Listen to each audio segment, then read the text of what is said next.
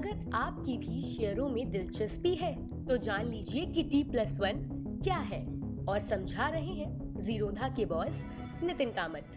लेकिन उनकी राय जानने से पहले T+1 के बारे में बेसिक जानकारी ले लीजिए।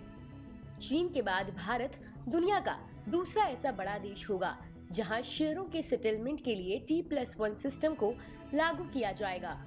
फिलहाल शेयरों के सेटलमेंट के लिए T+2 सिस्टम लागू है। T का मतलब ट्रेडिंग वाला दिन है।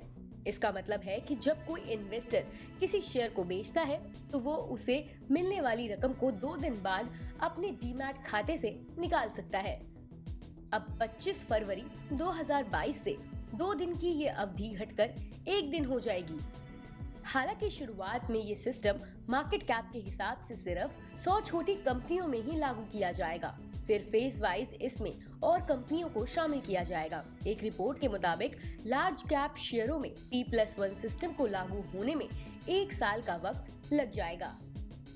ब्रोकेज फर्म जीरोधा के फाउंडर नितिन कामत ने बताया कि जीरोधा के कस्टमर केयर पर ग्राहक की तरफ से सबसे ज्यादा पूछा जाने वाला सवाल यही है कि वे शेयर बेचने के 2 दिन बाद तक अपने पैसे क्यों नहीं निकाल पाते। कामत ने एक ब्लॉग पोस्ट में कहा, उम्मीद है कि T+1 सिस्टम लागू होने के बाद अब इस सवाल में कुछ कमी आएगी। लेकिन भारत में आखिर T+0 सिस्टम क्यों लागू नहीं हो पा रहा है?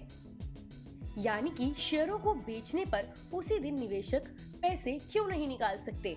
जबकि यूपीआई रेवोल्यूशन आने के बाद देखें तो बैंकिंग सिस्टम में रोजाना 4 अरब से ज्यादा ट्रांजैक्शंस हो रहे हैं और सभी ट्रांजैक्शंस उसी दिन सेटल हो जाते हैं। इस सवाल पर नितिन कामत ने कहा कि हमें ये समझना है कि बैंक ट्रांजैक्शन में सिर्फ एक ही एसेट का लेन देन होता है और वो है पैसा, जबकि स्टॉक मार्केट के ट्रांजैक्शन में 2 चीजों का लेन देन होता है, स्टॉक और पैसा।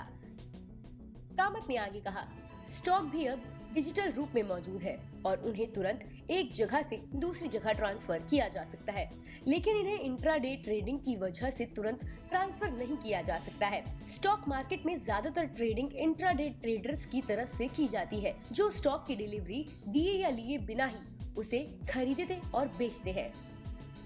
ऐसे में अगर आप एक्सचेंज पर किसी इंट्राडे ट्रेडर से शेयर खरीदते हैं तो हो सकता है कि उसके पास आपके डीमैट खाते में तुरंत ट्रांसफर करने के लिए कोई शेयर ना हो। कामत ने आगे बताया कि आमतौर पर इंट्राडे ट्रेडर दिन का कारोबार खत्म होने से पहले अपनी पोजीशन क्लियर करते हैं।